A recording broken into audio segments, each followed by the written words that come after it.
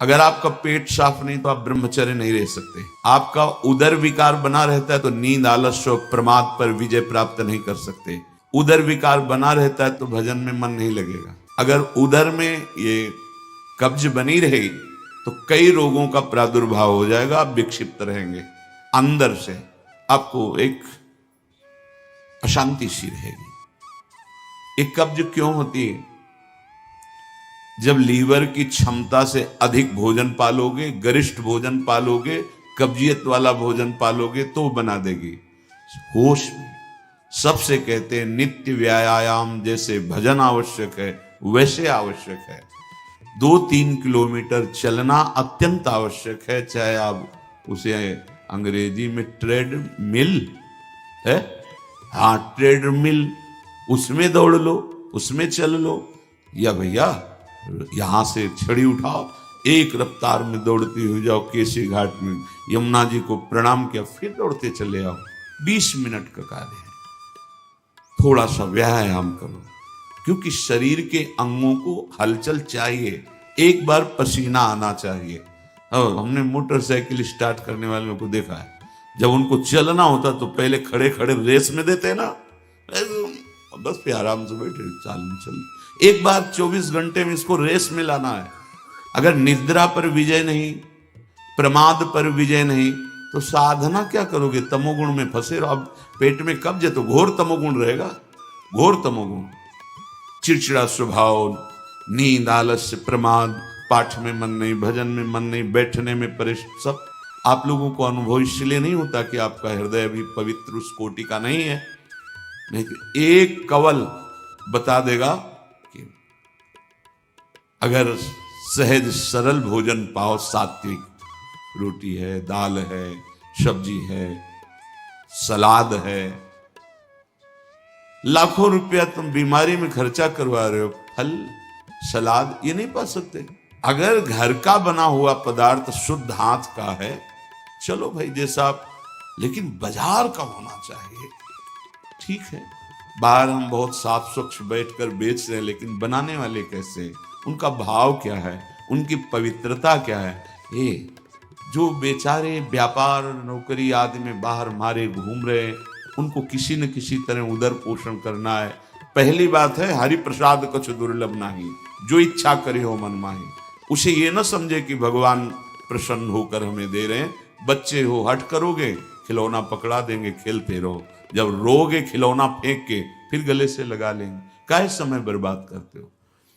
पकवान, ये पूड़ी, कचौड़ी, सब्जी, परेठा, गरिष्ठ पदार्थ, और ये जितनी बाजार की चीजें, इनका सीधा कब्ज से संबंध होता है। सीधा ये कब्ज बनाएंगे। आप श्रम तो करते नहीं, घंटा 2 घंटा ऐसा श्रम, तो वो आपके अंग जो है उनमें पावर नहीं रह गया और आप लादते चले जा रहे हैं। सब जरूर समय से खाना है। अगर आपको कब्ज हो रही तो छोड़ो, भोजन छोड़ो। अब ऐसी चीजें पाओ, पपीता है, फल है, आप कहोगे सत्संग बहुत जरूरी है ये, क्योंकि हम देख रहे हैं। कैसे भजन करोगे आप लोग? कैसे भजन करोगे जब आपका उदर साफ नहीं है? तो पहली बात, स्वादहीन भोजन आपको महापुरुषों के मार्ग में आगे बढ़ा देगा।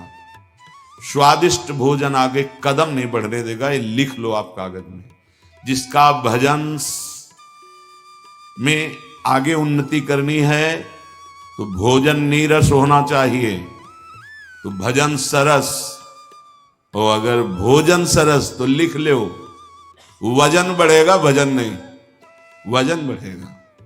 बढ़ते चले जा रहे हैं, क्योंकि व्यायाम नहीं, किसी भी तरह की कोई ऐसी श्रम वाली क्रिया नहीं।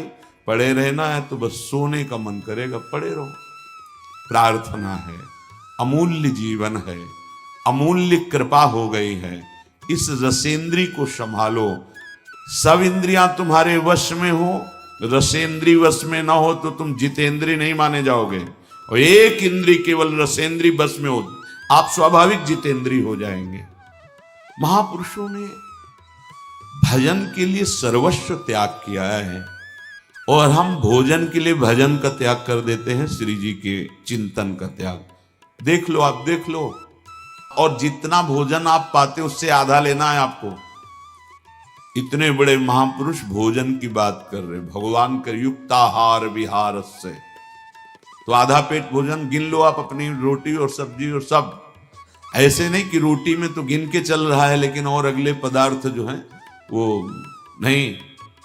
कमी नहीं है हमारे भगवान के दरबार में, और न संसार में पदार्थों की कमी है, लेकिन तुम में कमी हो जाएगी, तुम्हारा जीवन भजन विहीन हो जाएगा। मेरी प्रार्थना मान लो प्यारे, अगर जैसा आदेश हो रहा है ऐसा भोजन, तो भजन का नशा बढ़ने लगेगा। आप देखो तो अपने लोगों को तो जीवन का अनुभव यही रहा है। अगर आप ऐसे ही, तो कैसे भजन हो पाएगा? क्योंकि आपको तो अनुभव है नहीं कि इसका क्या प्रभाव पड़ रहा है। आप हंस खेल कर बात करके समय पार कर रहे हैं, इसलिए अगर आप अंतर्मुख हो तो एक कवल का प्रभाव बता देगा आपके चिंतन में कितना फर्क पड़ गया। आधा पेट ही भोजन करना है।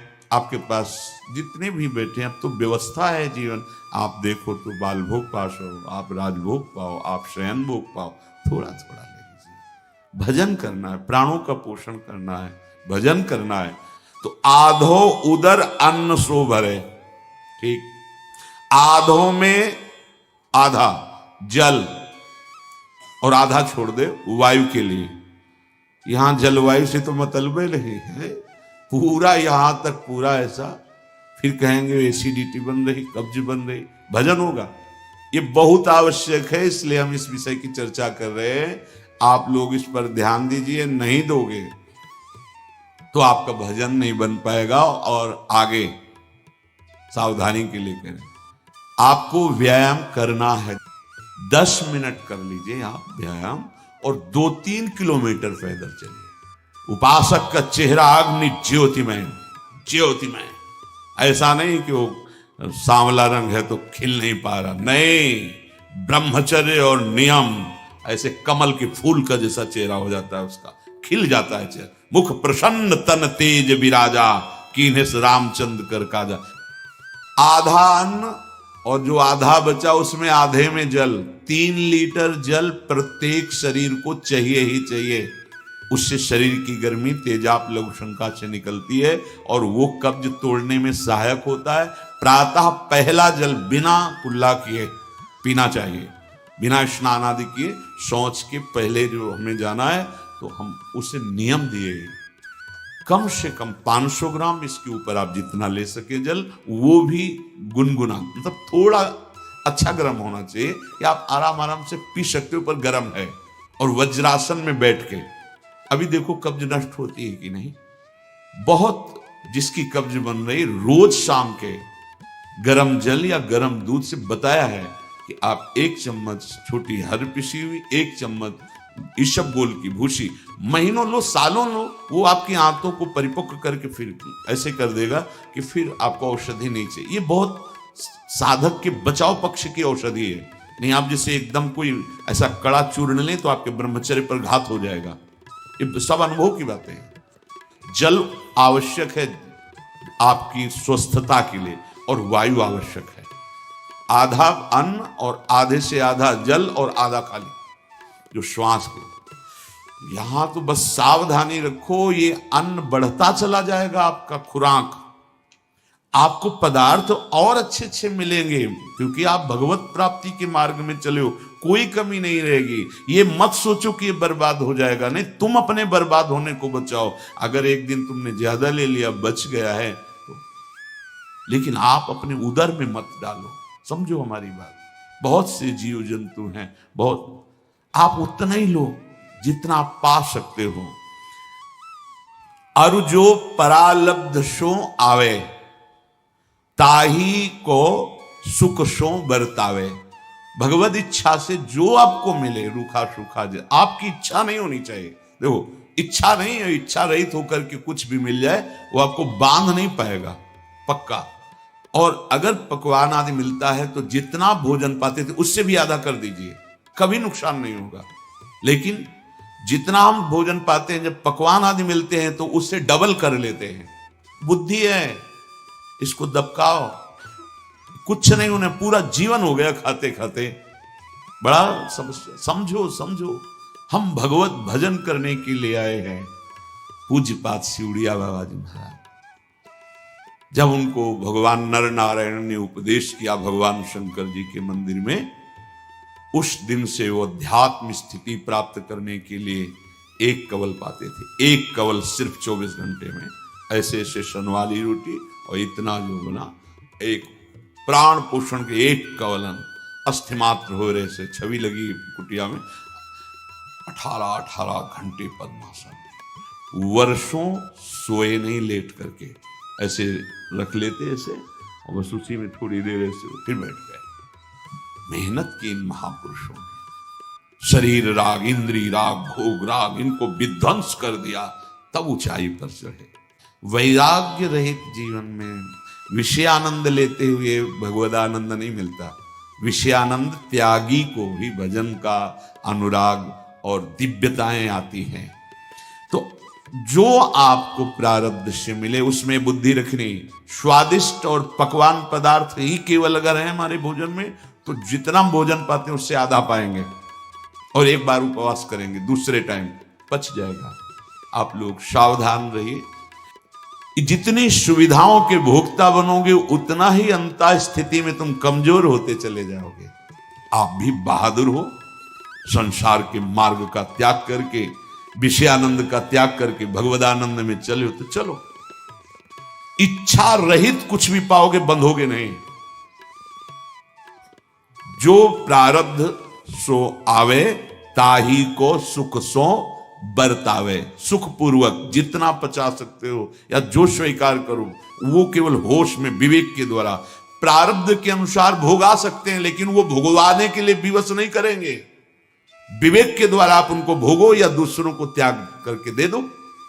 तो आपके सामने प्रारब्ध वशात आया, भगवद इच्छा से आ गया, अब भोगो या ना भोगो ये तुम्हारे ऊपर की। अगर भोगे तो योग से वंचित हो जाओगे, और अगर त्याग कर दिए तो शांति पद में, त्यागात शांति अनंतरम, शांति पद में स्थित हो जाओगे।